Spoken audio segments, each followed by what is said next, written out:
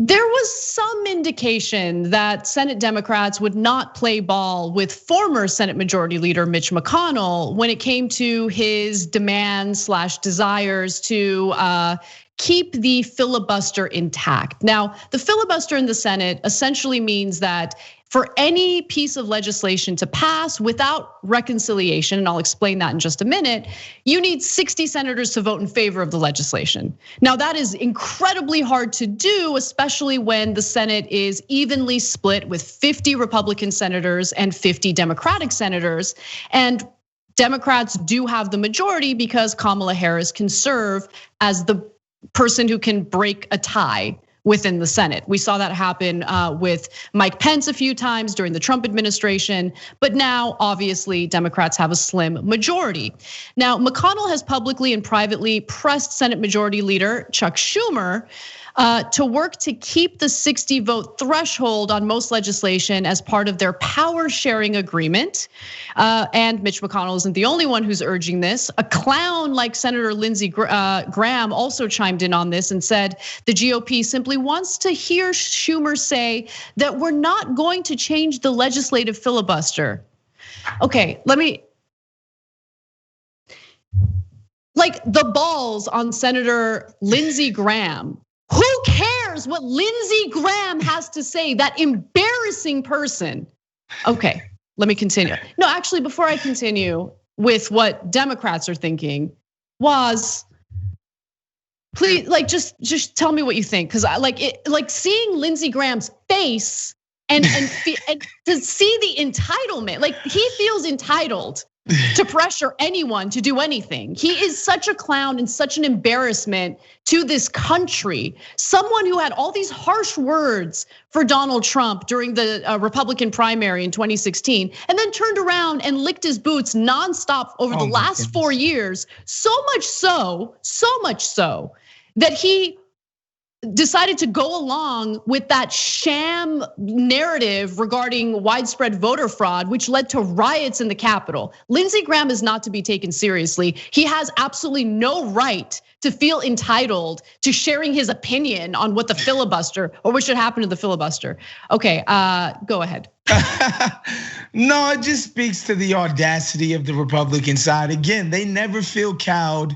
They never feel like they're shrinking violets. They always feel like they have the right of way and an ability to speak their mind and wish things to be that should not be, right? Like, this is Lindsey Graham just basically saying, here, hold this. Hold this, Dems. Like we realize that you guys just swept into power, but we're still gonna be Republicans and still, sort of puff our chest out. But again, Lindsey Graham, for reasons that we don't need to enumerate on this show today, is the biggest. He might be a bigger weasel than Ted Cruz, and that's all I'll say for that. So now let's move on to the response from Senate Democrats, because they have power and they should use their power. But it seems like they're hesitating, and it's incredibly frustrating. Now, I think that they should get rid of the filibuster. They should get rid of the filibuster, so all you need is a simple majority to pass legislation. And with Kamala Harris and with a little bit of pressure toward Joe Manchin, who's being an unbelievably difficult person, just to keep it PC here. I think that they can actually get some pretty good policies passed. Now, Democrats, according to Politico, have no plans to gut the filibuster further, but argue it would be a mistake to take one of their tools off the table just as they're about to govern. So basically, they're arguing that the threat of nuking the filibuster is a good negotiating tactic. No, but how about you don't even need the negotiating tactic by nuking the filibuster and having a simple majority? How about that? How can a threat to slap somebody be more effective than actually slapping them? I don't understand that. I'm gonna threaten to walk through this door so I can actually feed myself. That's better than not walking through the door and starving to death. I don't understand how people even say this in public in good conscience, right? But again, even related to Lindsey Graham and just, the audacity of the Republicans on one side and the just freaking sackless nature of the Dems on the other side, Mitt Romney, literally 400 millionaire. Mitt Romney said, whoa, hold on. We just passed the little stimulus. Let's wait and see what happens with it. This man is worth $400 million, and he's talking about slow playing the lives of millions of people who don't make 75 G's a year. The audacity, the lack of self-awareness. Mitt Romney, of course you could wait for hell to freeze over, brother. You ain't never gonna starve. Nothing's ever gonna happen to people that you love and care for. Of course you feel that way. And how many people in your life, Mitt Romney, will even receive this? Like, how many people do you think Mitt Romney knows personally who will receive this stimulus check? I'm willing to say literally none that he actually personally knows and can call his phone on speed dial. Like, not a single one. So it's insane to see the contrast between Republican bravado and Democratic Party weakness. It's weak. It's weak, Anna. So let me give you a little taste of that weakness, because it's important to name names. So Democrats like Senators Kyrsten Sinema of Arizona and Joe Manchin of West Virginia say they want to keep the filibuster, emphasizing that it drives compromise. I can't stand these people, okay? I can't stand them. And understand what the consequences will be for the Democratic Party, but more importantly for the country, if they keep going along with this ridiculous narrative of like, we need compromise and we need bipartisanship. Okay, we're lucky that Donald Trump was as incompetent and stupid as he was, right? Because he certainly wanted to do more damage than he was able to do. But what I'm actually concerned about is if it's not Tucker Carlson, someone like Tucker Carlson is gonna run in 4 years. Someone who's smarter and someone who knows how to use the right buzzwords and the right rhetoric to appeal to a broader base of people, including some people on the left who are like, Tucker Carlson, turns out he's an economic populist. Yeah, the Swanson heir, he really cares about my paychecks. He doesn't, okay? He clearly despises immigration. He hates people of color. He's a full-blown fascist, but he's actually smarter, savvier, and has a giant nightly platform that he can make his case on. So he's gonna use the populist rhetoric. He's gonna try to appeal to people based on their financial anxieties. And I'm worried it's gonna work. So that'll be disastrous for the Democratic Party, but honestly, who cares about the Democratic Party? It's gonna be disastrous for the American people. That's what I'm worried about. And these idiots are like, but no, I mean, the threat of nuking the filibuster is a great negotiating tactic. You guys have power, do something with it. Do something valuable with it.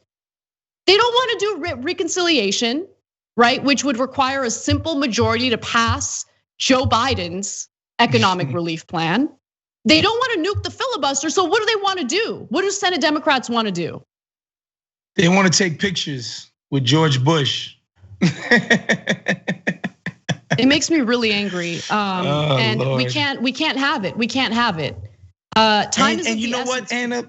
It's funny because today, I tweeted something. I said, 2,000 checks right away, $2,000 checks right away in March, right?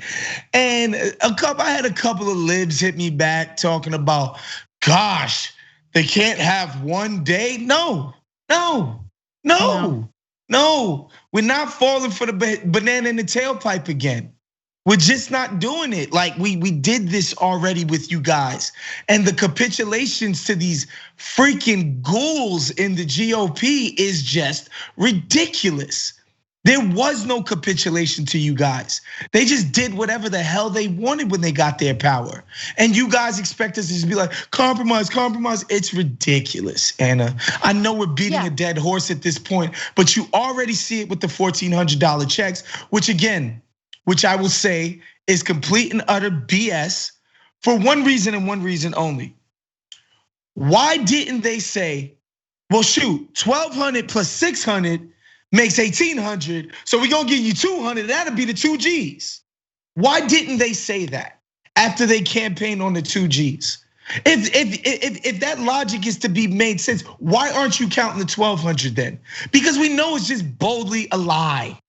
You guys campaign on 2,000, and now before you even start talking to these freaking Republicans, you're already at 1,400. It's sad, man. It's sad, but it's also predictable. So Brett Ehrlich mentioned some polling that I think is relevant to this conversation. 67% of Americans want the $2,000 check. Okay, they want a $2,000 check. The economic proposals are popular across the board. They're popular.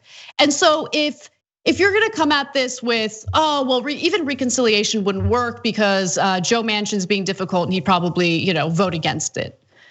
Okay, so if I'm a Bernie Sanders, honestly, any progressive Democrat who actually wants to fight for this, hit up every local media outlet in West Virginia, do every interview you can, making the case for these You think the people of West Virginia don't want $2,000 checks? You think they don't want in West Virginia, they don't want economic relief? Really? Really? Make your case. It goes beyond doing a press conference here and there. Make your case, do local interviews in West Virginia, make the case and apply pressure to Joe Manchin. Joe Manchin thinks he's like a god. Joe Manchin's like, I get to be the decider now. No, you don't. You don't. It doesn't have to be that way. He's Joe Lieberman all over again. Worst. It's the worst. Apply pressure, and understand your power. Understand the popularity of these policies and make your case. That's what Democrats need to do. Instead, they're like, I don't know, maybe the threat of nuking the filibuster, maybe that's the strong negotiating tactic we need here. No, wrong. That's, I think, a terrible read of the situation. Thanks for watching The Young Turks. Really appreciate it. Another way to show support is through YouTube memberships. You'll get to interact with us more. There's live chat emojis, badges. You've got emojis of me, Anna, John, JR. So those are super fun. But you also get playback of our exclusive member-only shows and specials right after they air. So all of that, all you gotta do is click that join button right underneath the video. Thank you.